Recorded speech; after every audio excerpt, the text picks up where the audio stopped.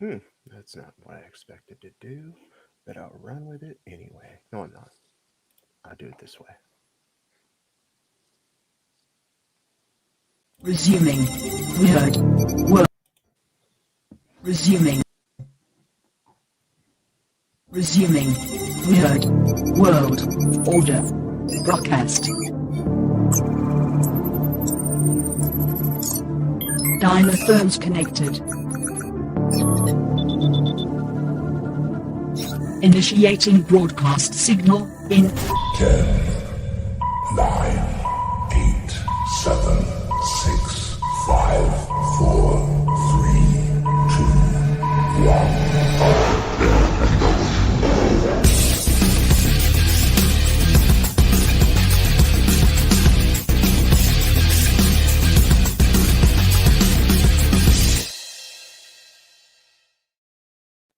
Ladies, gentlemen, and knights of the Nerd World Order, this is the Nerd World Order broadcast. I'm the man that you call Dukes, and to my right, here comes the...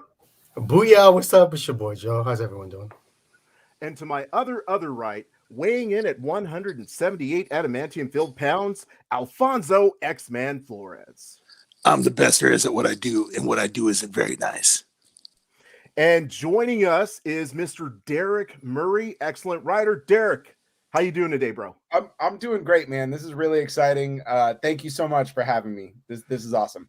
I am definitely excited to have you on. So I know that you often post a lot of great articles in a lot of different groups, one of which being the Nerd World Order. But for the ladies, gentlemen, and knights of the Nerd World Order that really aren't 100% familiar with you, why don't you just go ahead and introduce yourself, give a brief synopsis of who you are, what you do. Yeah, man. My name's Derrick Murray. I'm a co-host for the Jack of All Nerds show. We do a ton of stuff on there. So we have like our regular nerd podcast. We do Cineblokes where we don British accents and review movies. We have a Gargoyles podcast that we go through where we just finished season 1. So we recap every episode as we watch it.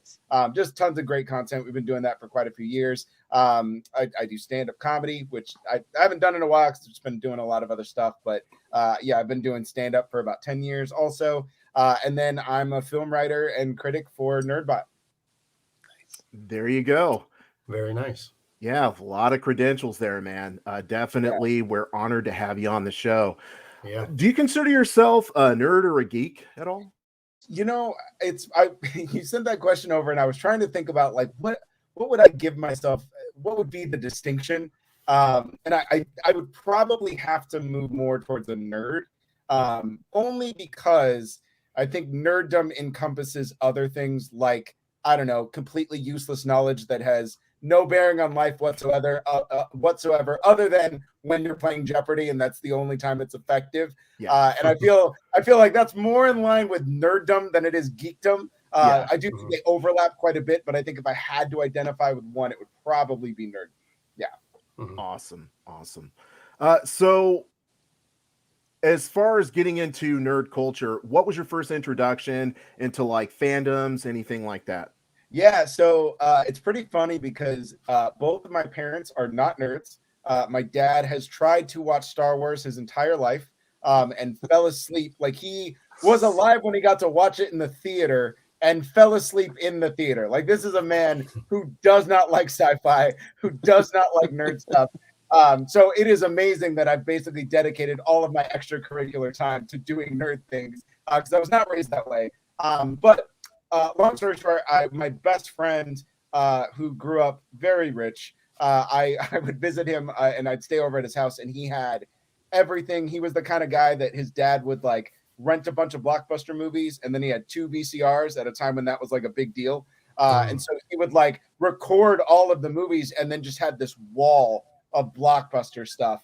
And so we would just watch anything that we could get our hands on. And so I was introduced to just this whole world of like Star Wars and Ewoks, and he had all the comics, and he had all of the like old school comic cards and just boxes of them, just tons of stuff. So I just kind of fell into it, and then it literally never left my life. But yeah, that's really where it all came from. That is pretty cool.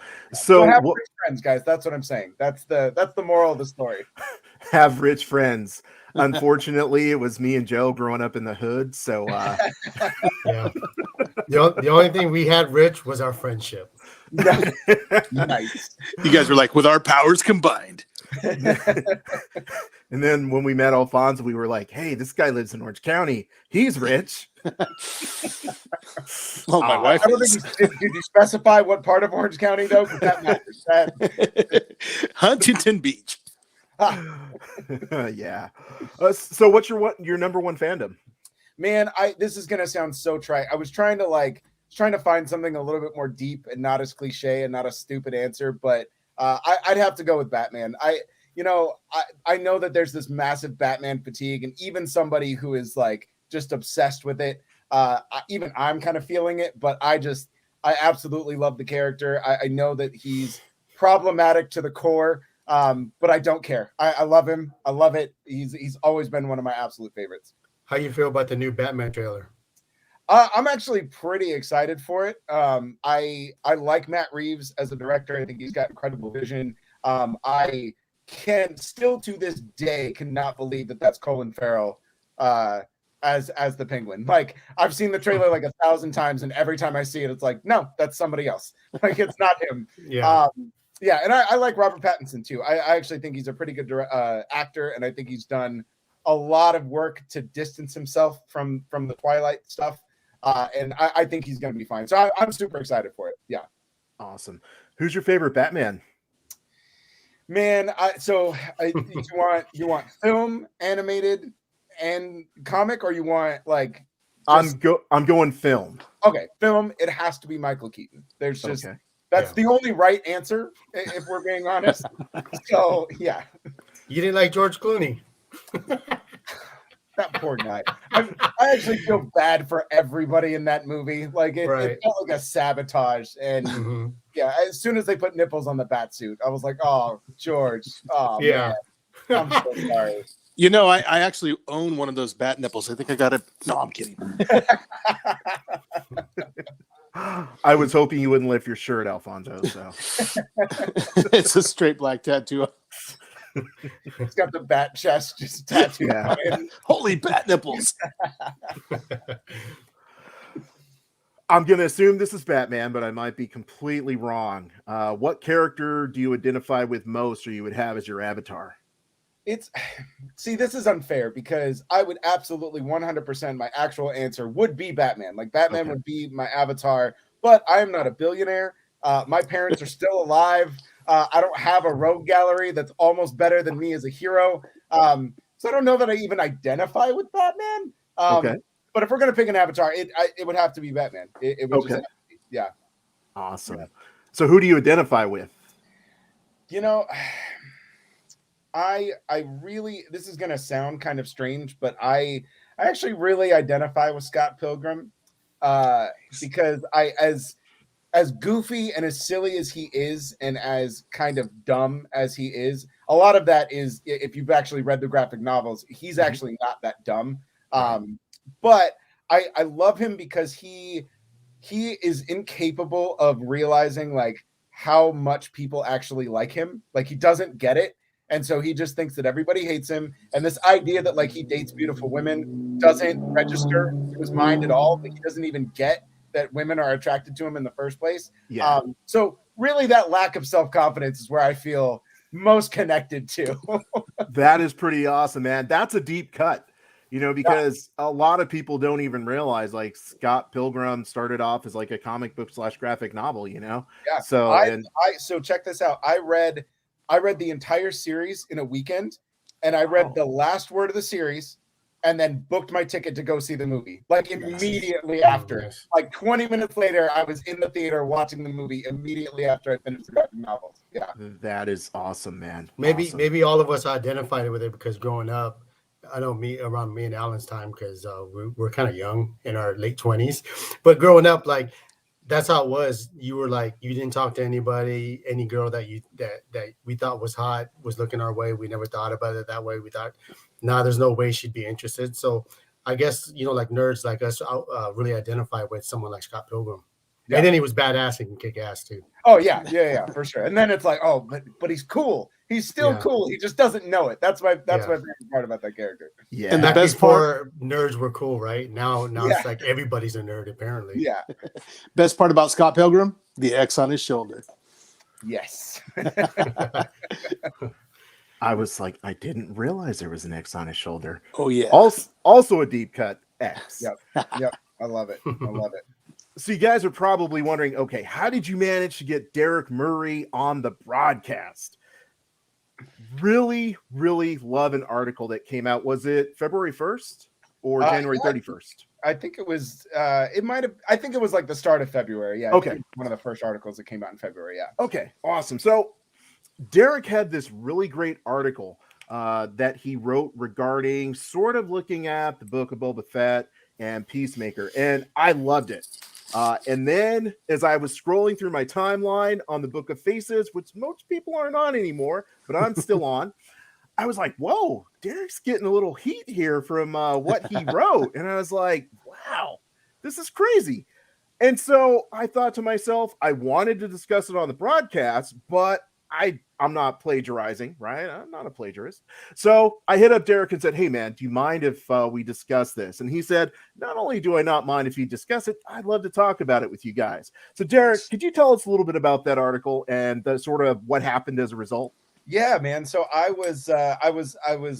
a big fan of Peacemaker. I think that series is just phenomenal. Really And good. I had originally written a first impressions article for Peacemaker, and then I wrote a first impressions article for Boba Fett, just kind of my first experiences with the first episodes, and one was clearly better than the other in my opinion. And so I was thinking about it, and the longer Boba Fett went on, the less I was kind of into, I just didn't really care for it. But the longer Peacemaker went on, the more I was like, God, this is amazing. And so I wanted to try to like have a discussion about like, okay, they're both clearly spin-off shows, but something's different between the two. And it's not just that they're different stories made by different visual directors and different universes. Like there's something here. And so rather than, you know, just getting the ire of the fan base that can't believe somebody doesn't like Boba Fett, I didn't want to come out and just trash Boba Fett because it's not, I didn't want anybody, I know they thought that, but I didn't want anybody to think that I just absolutely can't stand the show and I think it's horribly made. I don't. I think it's just really problematic. So I was trying to find a different way to frame it. And so I started thinking about just support characters and spin-offs that really we all kind of championed when they were in that sideline role. And then they got their own film or their own series and everybody was like, oh, yeah, this isn't what we wanted at all. So I figured framing it that way would be a little bit better because now you can kind of give that broader context and you can start to take in bits and pieces of like, okay, well, these are examples of things that didn't work. Here are things that did work. It's important to talk about spinoffs and how they actually interact and how we perceive them and whether or not they're successful. And thank you so much for writing that article, man, because it was so intelligently displayed. I like how you pointed out, you know, for instance, like you had Madagascar and then you had the Penguins movie, or you talked about God Almighty and then Evan Almighty.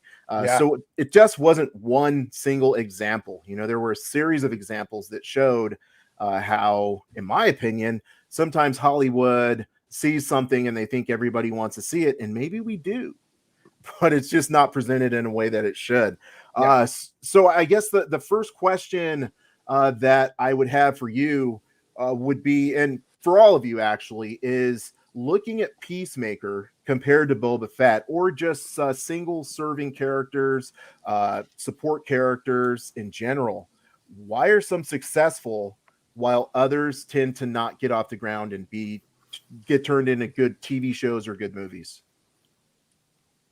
I can go first, but I totally don't want to take it all over if you guys After want. you. So I think one of the things that really struck me about the difference between Peacemaker and Boba Fett is I think there's a lot to be said about somebody who understands their vision a little bit better. And I think that comparatively, because originally what's funny is originally I was going to do a comparison piece between the directors and their content rather than the actual content. But I threw that out because there weren't enough examples. But I feel like James Gunn works best when he is completely unrestrained, when he is allowed to just walk in, write, create the storyboard, direct, produce. Like that's where he thrives. So when you get to something like Peacemaker and it's on HBO Max and they don't care what he does, he can go as far as he wants. And that's where James Gunn really, really thrives as a director and as a visionary storyteller. Robert Rodriguez, on the other hand, I think has proven that while he's got a really unique and interesting vision, one, it can't apply to everything.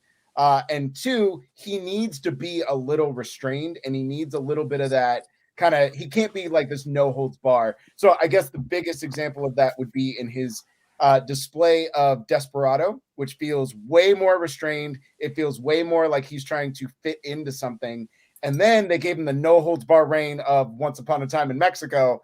And everybody was like, ooh, yeah, no, let's put those reins back on you, Robert Rodriguez. Let's pull you back just a little bit. And so I think you see that in the Book of Boba Fett, where Disney was like, hey, man, do whatever you want. And then we get the Power Rangers on pod racers. You're like, what is happening right now? Like, when did we start watching Spy Kids? What is going on? So yeah, that's where I think where the big successes come. And then I just think the writing is significantly stronger. I like Favreau as a writer. I think he's absolutely amazing. But I don't know that the combination of Favreau's writing and Robert Rodriguez's vision really comes together the way that I think we all kind of hoped it would, if that makes sense. So, one thing I was thinking, everybody wanted Boba Fett. Everybody wanted Boba Fett from day one. All right, since you've seen Boba Fett, that's what you wanted to know. You want to know his backstory. You want to know everything. Nobody wanted Peacemaker. Nobody but James Gunn. I mean, even after watching The Suicide Squad, emphasis on the, It's important. it's very important because it's a different movie. It's like Peacemaker was funny. He was good, but it's like he's nowhere near what he is in the show now, and James Gunn just had a vision apparently. And, you give James Gunn free reign, you give him whatever music he wants. They pay whatever royalties they need. Generally, most of that music probably doesn't cost much anyway, but he blows it up. I mean, I can't tell you how many, I still buy songs on iTunes and I've purchased songs, and so it's amazing what the proper direction will give you. It's like the fans want what the fans want, but they don't know what they need. And then it was given to us. Yeah, that's a good way to put it too. Because we are all nerds or screenwriters in some way, right? Yeah. We all have the fan movies in our head. And you're absolutely right. It really does take a true visionary to kind of be like, okay, I know you want this, but this is what you guys really need. Just trust me, I'm gonna deliver on it. And I think you're absolutely right. I think Gunn does that. Because I loved the Suicide Squad, and there was no part of me that was like, ooh, I can't wait to see more Peacemaker. Like, right. Makes you like John Cena. Oh my God. Even more. But what do you think about this, Derrick? Me and Alan was talking about this the other day. Like we were eating. We were eating at Freddy's, huh? It's pretty good. We had a patty melt and some cheese fries. It's pretty good. Yes. But we were talking about, like, if you watch Boba Fett from the Star Wars movies, he's really not doing anything. He's just standing there looking cool, right? Yep. Did he really bring in Han Solo, or was it Darth Vader holding up his hand, stopping his bullets? He didn't really do anything. Yeah. And people in their mind has created this fallacy of how good Boba Fett really is. And he's really not. You can't compare him to anything but the own mind of an average fan that's watching Boba Fett, right? And I think that's why it's losing its mystique, because after John created Mandalorian, it's so good. Everybody is thinking the Mandalorian should have been what Boba Fett is. Yeah. But I think the problem that people are struggling with is he's already old. And where John was trying to go with it is creating like a Godfather-esque, like a family, and creating like a whole smothering. Why make bits and pieces of the money where you can have a family and have more of the money and not doing the brunt of the work, and you can sit back and just control everything. Yeah. And I think that's why people just can't accept Boba Fett being that guy.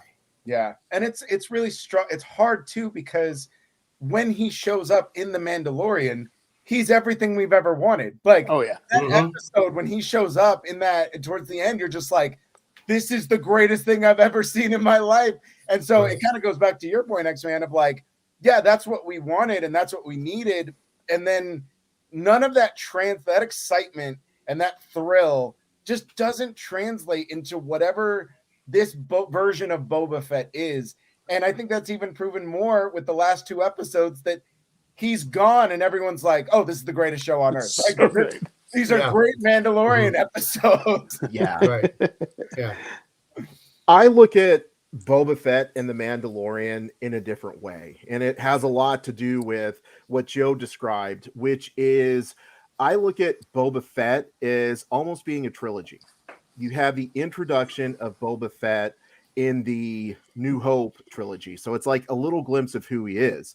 Now, I feel like if Boba Fett were to have been introduced, let's say 5 years after Return of the Jedi, he would be the Mandalorian. That's what he would have done. Exactly what it is. And the third part of the Boba Fett trilogy would be him getting older and figuring out over a period of time, I can't continue to work for other people. I can't continue to go out on these fights and all these crazy missions and stuff like this. I have to figure out another way to continue to be empowered and be formidable, but do it without putting myself at much risk, which is where we would get the book of Boba Fett that we have now. The only problem is I feel like Favreau looked at the Mandalorians and said, I can't do Boba Fett. So he created the Mandalorian, which we all love. It gives us the Boba Fett that we wanted, but it's not the same character. The problem with Rodriguez is, IMO, that he is not a storyteller. He's an action director. And when we saw the episode of the Mandalorian that Boba Fett came in and we all lost our mind and it was the coolest thing ever, and he just went in like, destroying everybody, that was an action scene. That's what Rodriguez excels at. Yeah. But he's not a good storyteller. And so to give him the reins and expect him to tell a story over, like, let's say 8 episodes. Yeah, it's not going to happen. So what are we getting now? What we're getting now is first we have Bryce Dallas Howard who comes in and starts to pick things up, right? And then just give her the keys to Star Wars, by the way. Like, just let her do it. Just let her run amok. I'm all down. And my heart. Yeah. And then we have Filoni, who is Star Wars in a lot of ways. He gave us a transition from A New Hope and everything else into what we have now as a Mandalorian. A lot of the folklore that we're dealing with comes from what Dave Filoni gave us. Yeah. So he's a better storyteller as well. And so I think the real problem is you took an action director and you gave him the reins to a story, and that's not his cup of tea. Yeah, no, I completely agree. And I think that's a good it's a good argument to demonstrate why, in IMO, that Peacemaker is significantly better than the Book of Boba Fett. And I think it has a lot to do with that because James Gunn has proven that he's not only great at doing action, but he is very, very good at telling a story. Now, he can get lost in his own mythos sometimes, and he's not perfect by any means, but when it comes to telling a competent story that you're willing to invest in, Gunn is very, very good at that. And again, going back to Once Upon a Time in Mexico, where everybody was like, yeah, dude, just do whatever you want. And then Rodriguez tried to tell a story and you're like, I don't know what this is about. I own it, and I still couldn't tell you what Once Upon a Time in Mexico is about. I have no idea what that movie is supposed to be. So yeah, I think you're absolutely right. And then I think the other part of that too is we have this. Everybody built up this idea in their mind of what Boba Fett should be. With like you were saying in the originals, I've always maintained that he's kind of one of the worst bounty hunters I've ever seen in my life. Like he doesn't do anything, and everybody's backtrack and everybody's justification is, oh, well, you got to read all the fan fiction and you got to read all the stories that were created after the Sarlacc pit that weren't even canonized until Disney bought it, which was 20 years ago now at this point. So you can't, I'm not going to go do research on a character that you loved because you read some book that some guy wrote. Like I'm not doing that. And I think what happened is because all of that is basically missing. And then they just assumed that everybody knew he escaped the Sarlacc pit. And everybody knew he did all of these things. Now everybody's coming into it and they're like, wait, why is Boba Fett doing all of this stuff? Who is this guy? What is happening right now? Yeah. I want to paint a little picture for you guys here. I was thinking about it. Like Boba Fett had 8 minutes of screen time? Why was he so popular? What was it about him that drew us and his kids? he had a jetpack, right? We all wanted a jetpack. We still want it. It's 2022 and we don't even have jetpacks yet. Yeah. Okay, get on it. He looked different too. He looked different, and he didn't say anything really. Yeah. Right. So usually, like if a hot chick is in the room and a bunch of dudes are talking, most likely she's gonna be like, "Why is that guy not saying anything? Just looking good.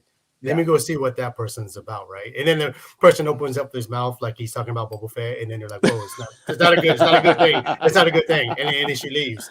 Yeah. Well, that was Oh, part good. of my argument too for the single serving characters is like Boba Fett. I actually think works best when we know the least about him. That is part of that effectiveness. Like he's so cool doing absolutely nothing. Like that's the best part of Boba Fett is when you're like, I don't know who he is. I kind of want to know more, but I really like that I don't. And I think we kind of see that a lot in some of these supporting characters. And I think some obviously do really well. Again, going back to Peacemaker, where it's like, we liked him and we didn't think that we wanted to watch a whole series, but now we absolutely do. And then other characters like, and some of the examples I cited in the article of like Mater from Cars is a fantastic example where like you watch the original Cars and he is just, he's hilarious. He steals every scene in that movie and your kids love him. You love him. It's the most tolerable I've ever had from Larry the Cable Guy. Like it's great. Right. And then they moved to Cars 2. They basically give him his own movie. And it's easily one of the lowest rated and one of the worst Pixar films to date. And it's just one of those things where it's like, Mater works best when he is the sidekick. That is what he excels at. It's not that we want a whole movie about Mater. We want Mater to be a part of this movie. That's it. That's all we want. So, yeah. I agree, man. Let me ask you guys, or actually, do you read comic books, Derrick? I do. So I will say that I don't read them as much as I would like to. Okay. I have some. I'm not like a diehard comic book reader, but I do enjoy a good comic book from time to time. Yeah.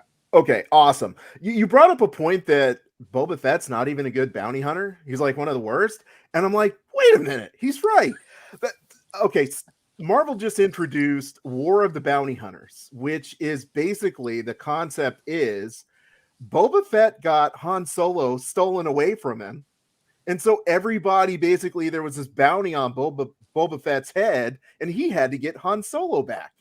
Now, to your point, we all have this idea that he's this great bounty hunter, but even in the canon fiction that they're writing over at Marvel, he gets in a little trouble from time to time and isn't as great as we thought he was. So you have a great point, man. I feel like people make a lot of excuses because they want him to be more than he actually is. And I think and I think that's where a lot of that ire comes from, is where people like, and look, one of the things I'm I catch a lot of flack for stuff like that. And I try not to be one of those people that's like a contrarian, but I really get two responses, right? I get well, you just hate everything, or Marvel's paying you to write good stuff about their movies. Like those are like the two responses I get the most. And I'm very much of the mindset that like, it is really important to be critical of even the things that you love. Like, I talked about Batman. I love Batman. We talked about it. He's my favorite character. I absolutely love him. And I'll watch anything that Batman does. But I'm not going to sit here and tell you that Batman is technically a great hero. He's actually kind of a really bad hero. He doesn't actually save his city at all. He's a billionaire and does nothing with his money. He basically creates his own rogue gallery from his own psychosis. Like, so you can love something and still admit that there are criticisms that can exist because not everything's perfect. And I think people have this either or where it's like you either love it or you hate it and you can't have anything in between. And it's like, no, some of my favorite movies I can admit are garbage. Like, I'm fine with that. I happen to love them.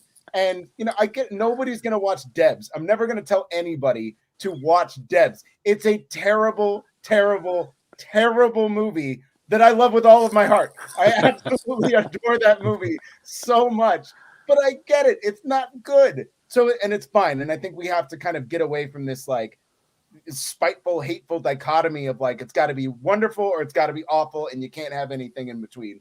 And I think that's one of the things I've been trying to do in my writing. And really you just need people to read more than the headline, because that's Mhm. that's where people really get lost. So That's such a good point. I feel like a lot of people who were dropping comments on your article, this one specifically, they read the title and just started making comments. Mhm. Because if you took the time to read the article, you would see that it's very balanced, and it's not necessarily a like, you're not saying that Boba Fett is bad per se. You're analyzing why the show struggles, and I feel like people are just headline grabbers. That's where we are right now. It's an unfortunate way. Let me throw a question out at you guys. There are a lot of spin-off shows where support characters do become, the lead per se, whether it be in movies, whether it be in television. It's been a historical thing. When I was doing research, all the way back to Happy Days, it was like, hey, if you want to introduce Mork, what do? You put them on Happy Days. Laverne and Shirley, they started out on Happy Days. Joni Loves Chachi. There's so many shows. Frasier, exactly, Frasier. Yeah. So, do you feel that that's just a money grab, or is it a technique used by Hollywood to effectively introduce characters? I think it's a bit of both, and I think you kind of have to take them as they come, because there are a lot of things that feel very much like a money grab, and there's a lot of them where it's clear that they are just trying to extend the clamoring and the nostalgia and the length of whatever it is they're trying to do for as long as possible, regardless of quality. There's a lot of people that do that, but Frasier is a phenomenal show from an already phenomenal show. And, and that one feels a little bit more organic. It feels a little bit more purposeful. And I think its survivability demonstrates that, this was done because this is a technique that I think works. And I actually think it goes back to your point, X-Man, of it's the people that really understand what it is we need and not just what we think we want. And I think that's the big distinction. So there's some spinoffs that are absolutely 100% directly into, oh, you guys want this? All right, well, here it is in spades. And then there's other people that are like, okay, but here's what you guys really need. I know you guys think you want this, but this is what you guys need. And I think you kind of have to take it with each one, because every spinoff is different. They all have different nuances and purposes, but I think intent is really where it comes down to. Right. I think they have like paid people that are just watching people's reaction, and then they roll the dice and say, let me see if this works. And then something like Frasier does work. Then now everyone's thinking, well, let's just try it for this show and then that show. And they just keep doing it. And if it doesn't work, it's okay, we'll just try again. It's probably because everything is the same nowadays. There's no one can sit there and think about new ideas. And it's easier just to piggyback on a show that's already successful with a certain character and try to create something out of that instead of thinking of something new. Yeah. Right. I was going to say, it's kind of like you got two parents. One's like, oh, here's all the candy. And the other was like, you need to eat your vegetables. Candy's going to get you going for a little bit, but the vegetables are going to sustain you for life. Yeah. Yeah. Well, and it definitely, I mean, look, I love film. I love TV. I love it. Obviously I literally write for a side job. But I think Hollywood is very, very bad at learning their lessons in all facets. And I don't think they're ever, and I think I said as much in the article, but like, they're never going to correct this mistake. They're literally going to see dollar signs, see merchandising, because that's what drives a lot of this stuff. And if the toys sell, you're going to get a movie, whether you want it or not. If the toys sell, you're going to get a movie. And that's how you get Penguins. That's how you get Minions. That's how you get Mater. Like, people clamored, they rushed, they bought it was the highest selling toy in whatever year it was released. And now you got a whole movie dedicated to him. And it almost doesn't even matter whether or not it's successful, because we all bought the merch. So they already made their money. So if it bombs, whatever, we'll just make another one and make another one and make another one. Yeah. So, yeah.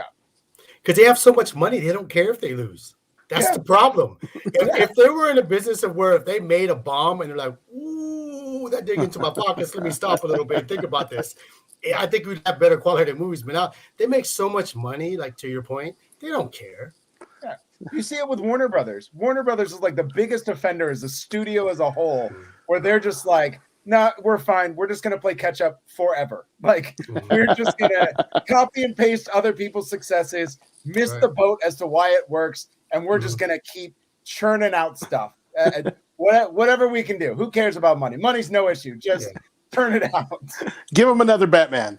Yeah, just give him another Batman. Just, you know what? Do 2 a year, make them not connected at all, and we'll just do like 9 different franchises all at the same time. It's like sitting next to the smart kid in class, and he has all the right answers, and everything's 100%, and that's Marvel, and DC just looking over the shoulder. And instead of copying word for word, let me switch it up and answer it this way, and they still get it wrong. Yeah. That's what that is. And with that argument, like I see people get mad at that all the time. And I get accused of being paid for Marvel. And trust me, if Marvel was paying me to write my articles, I would quit my day job. Trust me, for sure. So I am not getting that Disney money for the endorsement of Marvel. But one of the things I've always said is Marvel is successful because they make good movies first that happen to connect second. And it's something that every other franchise universe has completely missed. So they think that the reason we enjoy Marvel movies is because they connect. And that's secondary because you can watch Iron Man and never watch another Marvel movie. And it's just a good who cares whether or not it connects to anything or not. It's just a good superhero movie, right? It's just a good movie. It's done really well. It's written well. It's just a fun movie. And what everybody took from that was, oh, they're building a universe. So quick, make Batman versus Superman. And you're like, but you didn't make anything in between. What is going on? Yeah. Let me put this out there.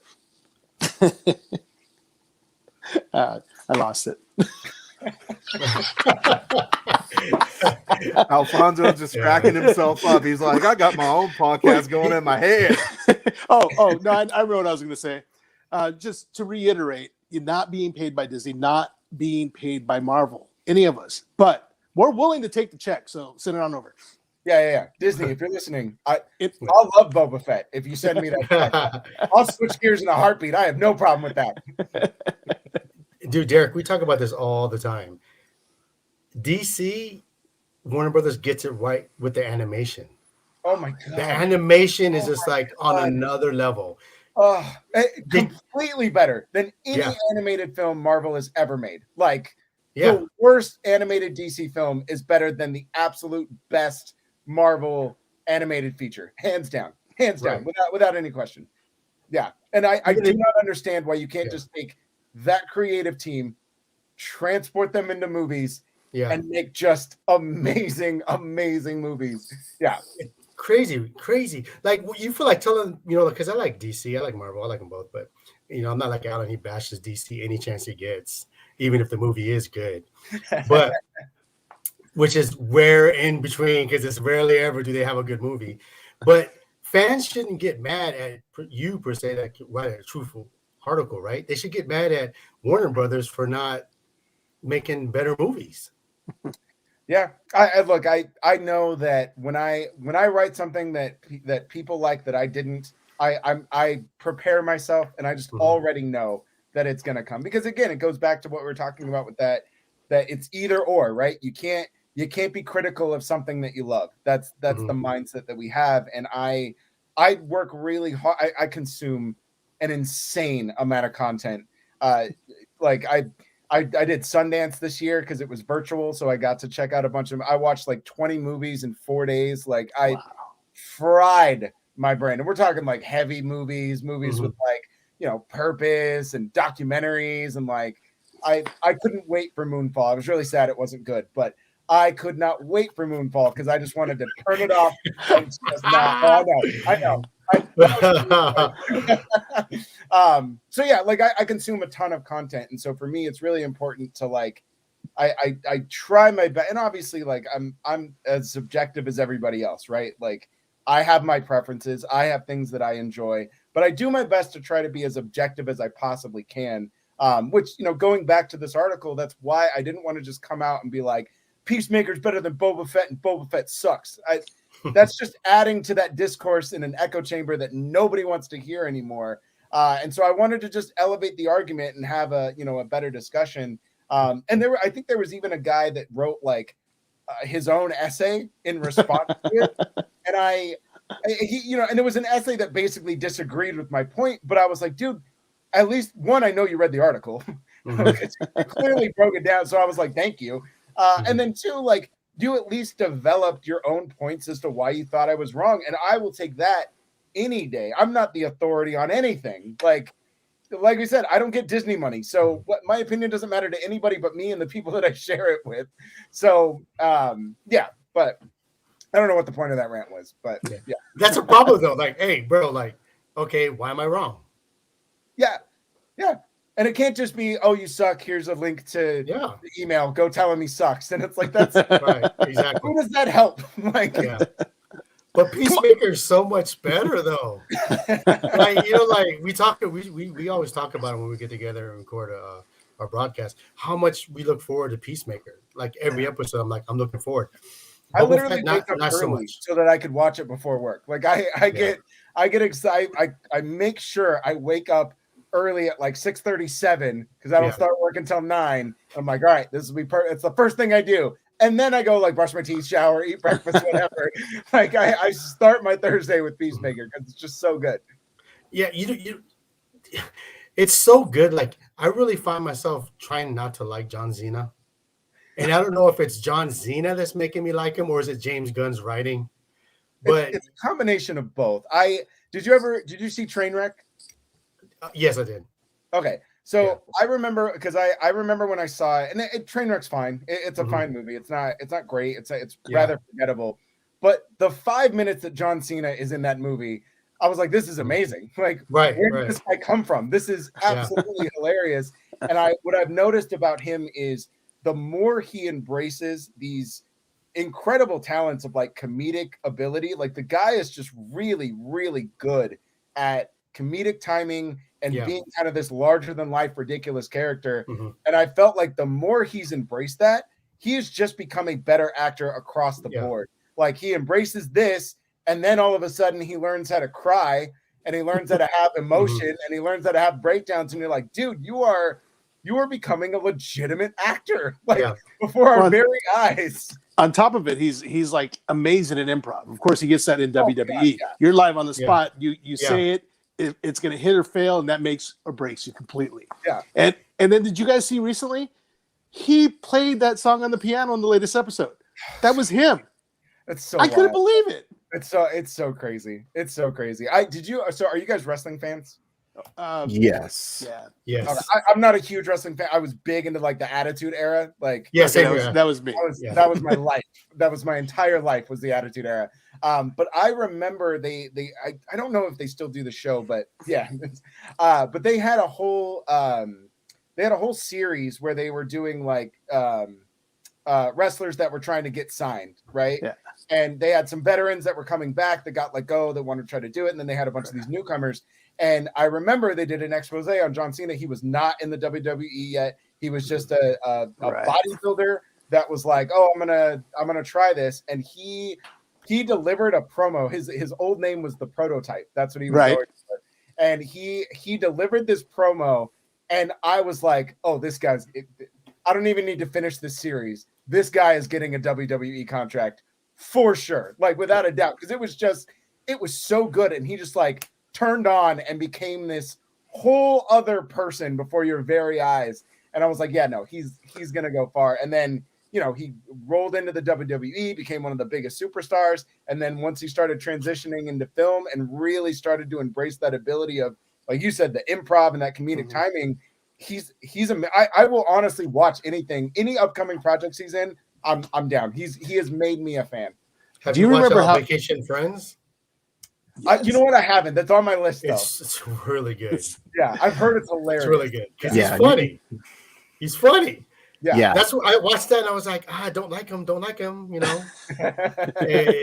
And you're like, he's actually pretty good at it. And then in Peacemaker, like in the Suicide Squad 2, I guess you would call it. I don't know. Maybe it's a different movie, not Suicide Squad 2. But even that little piece that you were saying, Derrick, he was really good at it. And then first episode of Peacemaker, man, like James Gunn is just he hit a homer right off the bat.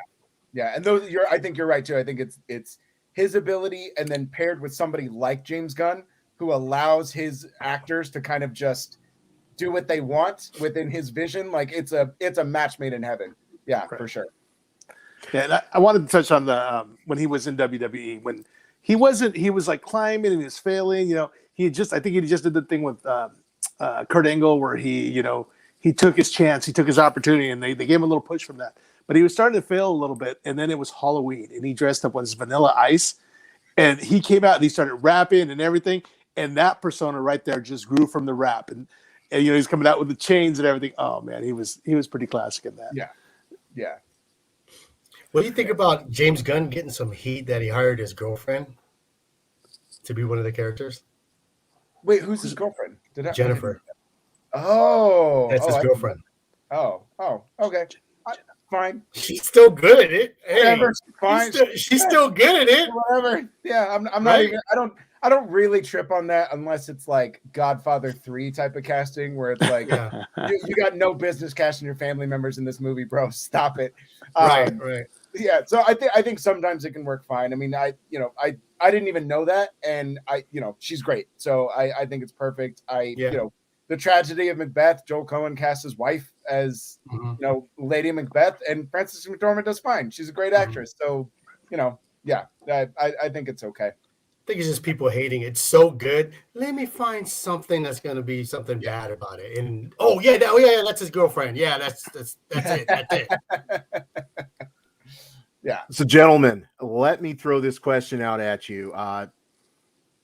There have been a lot of spin-off movies with supporting characters, single-serving characters that perhaps did not deserve a second helping. What movie or show has done the best job of delivering a support character, whether it be a show or a movie? What's the best? Man. Jay and Silent Bob Strike Back. Snoochie Boochies. That's a pretty good one. I'm not a huge Kevin Smith fan in his latter years, but that canon of films, you watch Clerks, and there's no way you want an entire movie of those two jerk offs standing outside of a liquor store. Like they're great, but there's nothing about the original Clerks where you're like, yeah, make the whole franchise about those guys. But I mean, Jay and Silent Bob is just that's a bona fide universe. That's the Kevin Smith endgame, in my opinion. That's right. That's bringing it all together. That's a good example. I don't know that there's. Man, I'm trying to think of like the best. Best. We'll start naming some. Let's go through that you could think of. Look, we can start with something like Frasier. I think Frasier is just, that show still holds up today. That show's hilarious. And that is a full-blown spinoff that I don't know that anybody actually asked for or thought was going to be as successful as it was. And it ran for God knows how long. And now Paramount's they're doing a revival of it now. So like it clearly worked. So, I think that's one of them. What about like Better Call Saul? Ooh, Better Call Saul. Spin-off of the Breaking Bad. Really good. Now, yeah, I didn't watch all of Better Call Saul because I got kind of bored with it, but I've heard it's actually better than Breaking Bad. Yeah, Bob Odenkirk is something else, man. Oh, that guy, that guy is so good. That's a good one. We got Angel from Buffy. Yeah, Angel was a solid one. That's a good one. You guys were in the Buffy the Vampire Slayer at all? I feel like the CW they are hell-bent on making spinoffs of every single character they've ever had. Every show. And some of them are decent, like Angel and stuff like that. And then others, I'm just like, dude, we do not need. That was my biggest complaint with Arrow, where it was like, not everyone needs to be a superhero in your show, and then not all of them need their own show. What are you doing? Exactly. But the one thing CW did do right was creating the characters to where they could do like a big like end game type of season finale with every character from all those shows. They do it better than DC does in their movies. Yeah, when they do like the big crossovers, like the cross universes and stuff. Right. I don't even watch those individual shows. My girlfriend does, but whenever they do those crossover series, I'll just tune in. They're they're basically soap operas, so I can just jump in. I don't need anybody to expect. I know who the characters are. I don't care what they're doing in their own show. Wait, why'd that one kiss that one? Yeah. I just stop asking questions. I'm like, well, this is cool to see them all together. Yeah, man, this best one is just so hard. I'd honestly, to really genuinely answer your question, I think I would have to look at a list of spinoffs, and then be able to kind of choose from there. I'm gonna peek at my phone and see if I can find it. While you're doing that, one of my favorites, and Joe just bashed the last time we talked about this, was Logan. Oh yeah, Logan was really good. Joe Bash Logan? Really good. Did you say you didn't like Logan? I don't think I said that. Okay, I was wrong. I stand corrected. Maybe But we were Logan. talking about Wolverine Origins. Oh, maybe Wolverine. Yeah, I think that's we probably don't what it talk was. about Wolverine Origins. Yeah, I think. But Yeah. Logan was a really good spinoff right off of the X-Men, and Hugh Jackman playing an older, Logan who his healing factor wasn't as great.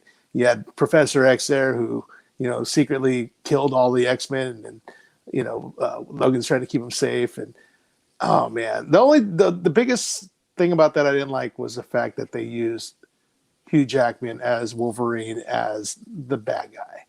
They should have done a Sabretooth. Yeah, I agree. Okay, so I kind of just peeked real quick, and I don't know that they're the best, but they're definitely ones that I really, really enjoy. So one would be Bumblebee, because I am the reason they keep making Transformers films. I know that they're garbage. I know that they're horrible. The last one was almost unwatchable, but I'm the reason they keep making them. So if you want to blame anybody for anything, you can blame me for Michael Bay keep making Transformers movies. It's my fault. But Bumblebee was phenomenal. I love Haley Steinfeld. I think she's just an absolute joy on screen.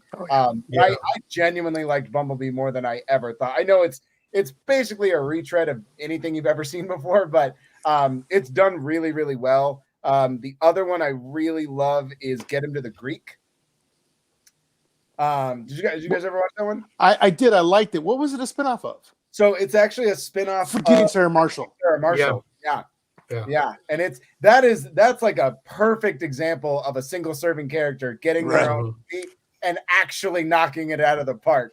Because he's not he's barely a support character in Forgetting Sarah Marshall, and he's one of those people where, like, you watch Forgetting Sarah Marshall and you have to just think, like, yeah, this is all we're gonna need of this guy. Like, he's got to be just a small dose character. And so I remember when they announced Get Him to the Greek, and I was like, I don't want to watch this guy for the whole time. And it is easily one of my favorites in that whole universe of, like, Judd Apatow type of movies. It made me fall in love with Russell Brand. I actually love Diddy as a comedic actor, which I don't know how that's even possible. Diddy's just like an unwatchable person, even when he's in music videos. He's hilarious in Get Him to the Greek. Like, he is so funny in that movie. So I think that's a great one. I really, really like that one. Even the music was good. Yeah, and he did it. Russell Brand did all of it. That's him singing all of those songs. On that entire soundtrack and Get Him to the Greek. That's him. I enjoyed those. Yeah. I'll leave it there. I think Logan's a good one. I really do like Get Him to the Greek. This one's a terrible one. I actually really like the Ewok Adventures. Oh, the TV show? No, the actual movie. There are two of them, by the way, and they are on Disney Plus. X-Men, I'm not going to tell you to watch them. Again, I'm going to watch them. I am firmly comfortable in knowing that they are awful. They are clearly made for TV, and they are incredibly dated.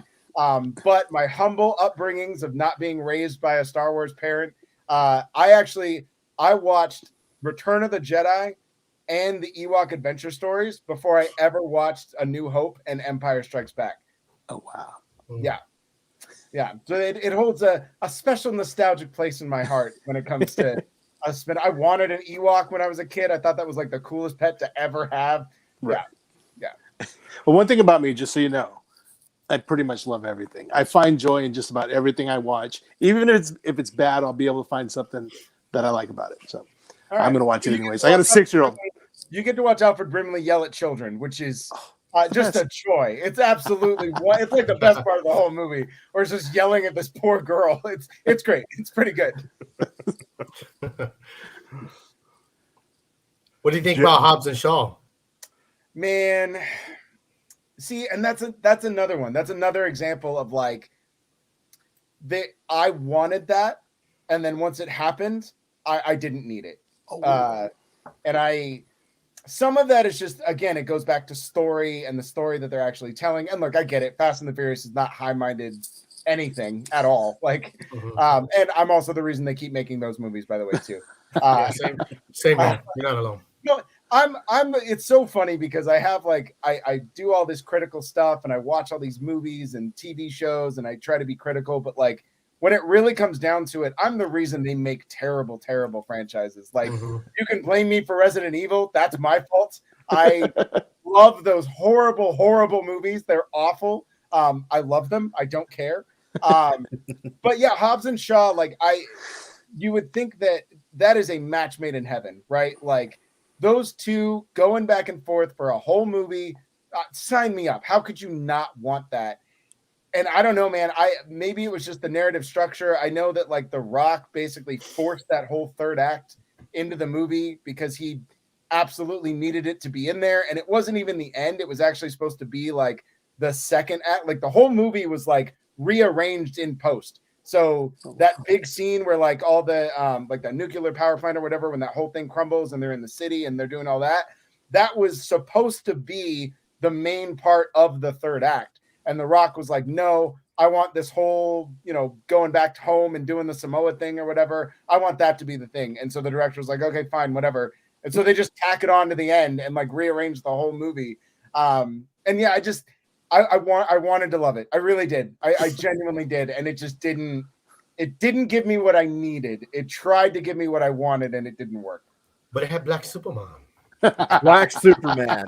There you go. That is, just so you know, for me, that is the greatest character in any movie is Black Superman.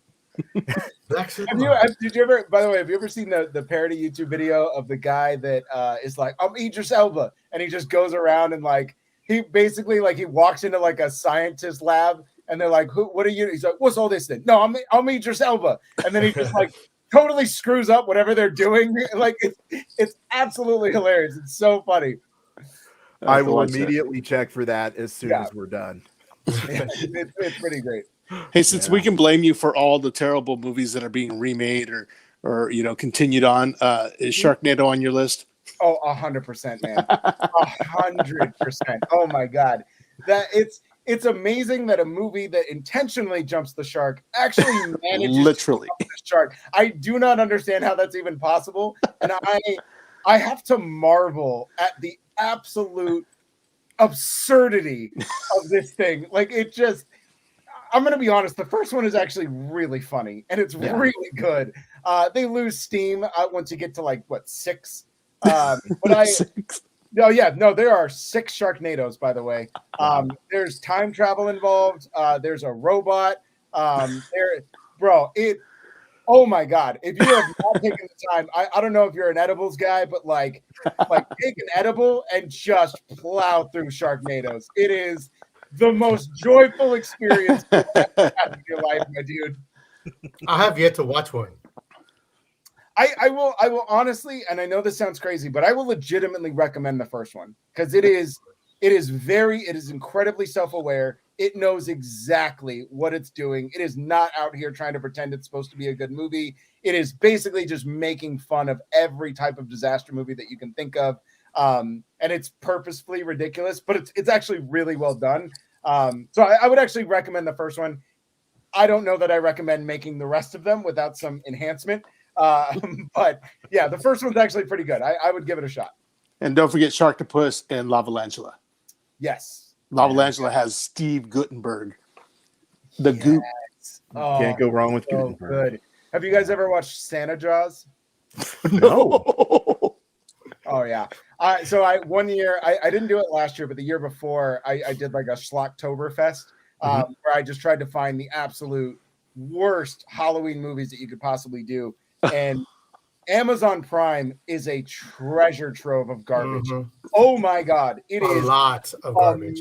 I have seen Killer Pinata. I've seen Lamageddon. What was Santa what was the God. couch one? Which one?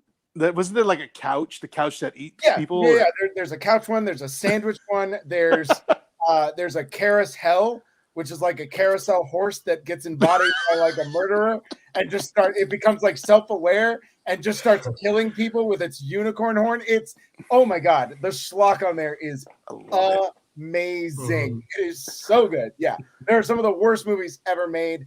Jesus versus Vampires is on there. Yeah, which is like part musical. I don't understand. Oh my God. Yeah, I've seen a lot of movies, man. Yeah, it definitely. I know why you do so well at writing, because you've seen a huge spectrum of movies. It's pretty obvious. Yes. Yeah. Derrick, any final thoughts you want to leave us with on the support character, single serving character spinoff? What thoughts you have for us? Final thoughts? Yeah, I mean, I think it really just all comes back to us really, because I think stuff like this, I think this is where we should thrive, right? I think having these actual discussions, like I don't need everybody to agree with me. Like I said, I'm not an authority on anything. I'm just somebody who loves nerddom. I love movies. I love television, and I do get paid to write about them, and so I try to have these, and so I think having real discussions about things, we don't have to agree, but this whole either or type of thing, I think we just need to get rid of that. And that's what I really tried to do with this article. I wanted it to be something where, hey, we don't have to get mad at each other. We can just critique things we love. It's fine. It's okay. Let's have a real discussion about things that we don't normally talk about, which is single serving characters and supports and what works and what doesn't, instead of just coming out and being like, Boba Fett's the greatest show on earth, and you're completely messed up if you don't love it. Like, that's not the best step. But then also on the flip side, the other stance, you can't just be, well, Boba Fett sucks. And it's like, but it doesn't really. Like, yeah, it's problematic and it's not the greatest show, but like to say it just outright sucks isn't the right answer either. So I think really digging in, finding what, people are actually talking about, having those discussions. And then I cannot stress this enough. Just read the articles. Like just read them. That will help, I promise. Yeah. You're like, disagree with them, fine, but make sure you have valid points. That's what Show your work. Yes. Well, I definitely appreciate you writing the article. Not only this article, man, but all the articles that you write. I'm not going to create a spin-off episode where we argue about the merits of Moonfall, which I absolutely loved. We're not going to have a spin-off episode, but I appreciate you writing the articles, man. I appreciate you sharing them with everybody, because there is some really good insight, and it's not one-dimensional, and you look at it very impartially, but then you make us think, which I really appreciate. Well, thank you, man. I really do appreciate it. That means a lot. It really does. It genuinely does. Derrick, where can the ladies, gentlemen, and knights of the Nerd World Order find you if they want to start following you on social media or anything else? Yeah, absolutely. So I am actually still in that boomer world of Facebook, so I still definitely am prevalent on there. I've wanted to move off it forever, but I've literally made a career of just all of my stuff being on there, so I can never leave it until Zuckerberg ruins everything and goes back to his home planet. But you can find me on all other social media. So you can find me on Instagram, find me on Twitter. It's just at DRock Comedy. So that's DROK Comedy.